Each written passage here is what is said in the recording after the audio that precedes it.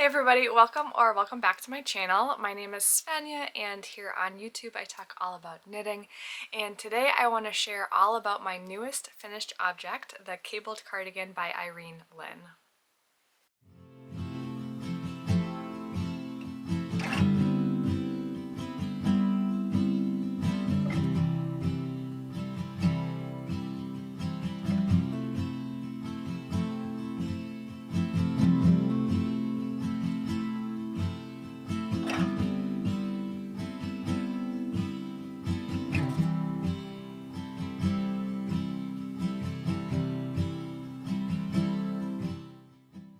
So to give you a little context, I actually knit this sweater twice. The first time around was in a different yarn, and I mistakenly used one skein of a different dye lot than the rest of the sweater quantity, and it was subtle enough that during knitting it I didn't notice it, but after I finished essentially the body and an entire sleeve, I realized the difference and essentially had this very unpleasant stripe of a different shade that, long story short, bothered me enough to frog the entire project and start over. I'm so happy that I made the decision to start over because now I'm left with a piece that I'm really happy with, I'm proud of, and I think will translate into something that I'm wearing more often and on a routine basis. I'm going to talk a little bit about the pattern details, the yarn that I used, and my experience knitting this, and at the end of the episode I'll share my very first time trying this on. I'm going to be referencing the details on my phone, but I'll put up a little screenshot in the corner so you can follow along.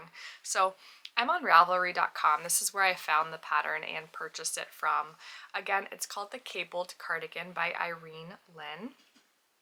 And there's not much of a description for the pattern other than the fact that the construction says that it is knit from the top down and is worked seamlessly.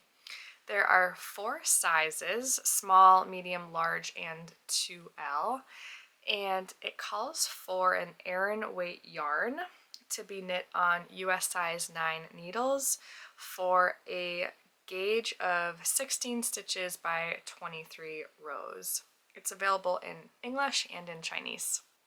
A little bit more on the sizing for this pattern.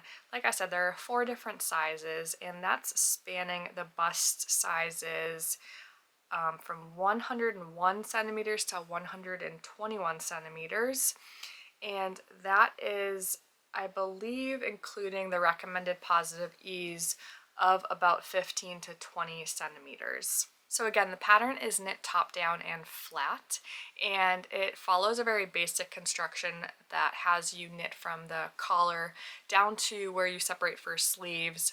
You put the sleeves on hold and then finish the body, then going back later on to finish the sleeves. The pattern itself was fairly easy to understand.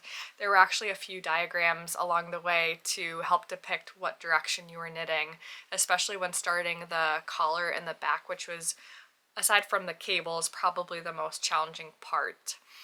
It is written out as well as charted, which was really helpful. And this was actually one of the first patterns where there was a chart available, but I did knit from the essentially long form description. I would recommend this pattern be like an intermediate level.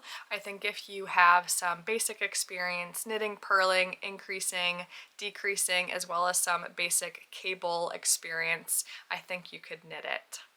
In terms of sizing, my bust size is about 90 centimeters, so if I were to have followed the recommendations, I would have knit a size small. But I did make some modifications when it came to what gauge I was knitting this pattern in, and I'll get to that and explain it, but essentially I knit the size medium for this pattern. For yarn for this pattern, I decided to work with a new to me yarn. So I had been eyeing the Kelborn Woolens Lucky Tweed line for quite some time. I've always loved how rustic it was and tweedy, but still so incredibly soft and lightweight because it is a woolen spun yarn. I chose the color medium gray, which was a perfect neutral in my opinion, not too dark and not too light, and I feel like it really helps to show off the cables while still being a neutral color that can match with lots of different shades and outfits.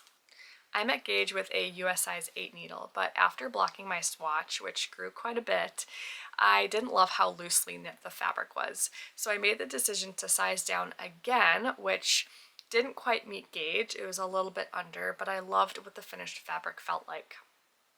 So I ended up knitting the entire cardigan with a US size 7 needle, and I sized down to a US size 4 for the ribbing. That being said, my gauge was a little bit off, both in the stitch as well as the row counts. So my plan to try to counteract that was to knit one size up. That led me to be a little bit nervous about running out of yarn because I knew that I was going to have to add quite a bit of length to both the sleeves and the body.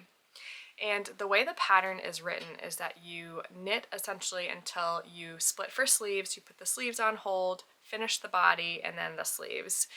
I was really nervous that I would do that and then get to the second sleeve and run out of yarn. It's happened to me before and I've learned a lesson. So for this cardigan, my plan was to knit until I split for sleeves. At that point, I would put the body on hold. I would finish out both the sleeves and then go back to the body. And at that point, be able to knit as long as I still had yarn to a point where I felt appropriate to switch for the ribbing and finish out the cardigan. I think it worked out pretty good because I actually have here what is left from the entire project. So this is all I have left over. It's just a few scraps, probably less than 1 gram. And I'm really happy about this and proud because I really hate having scraps. I never know what to do with them. So very content that the yarn and the yardage worked out in my favor.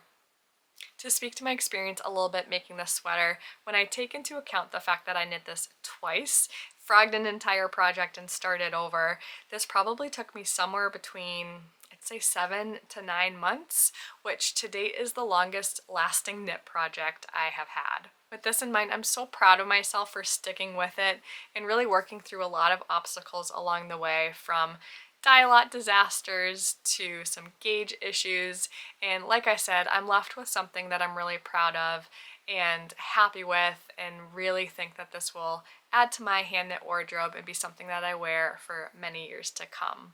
So to finish things up, I'll overlay some footage of me trying this on for the very first time. And as always, thank you so much for watching this very short and sweet FO show and tell. And as always, happy knitting. See you next time. Bye.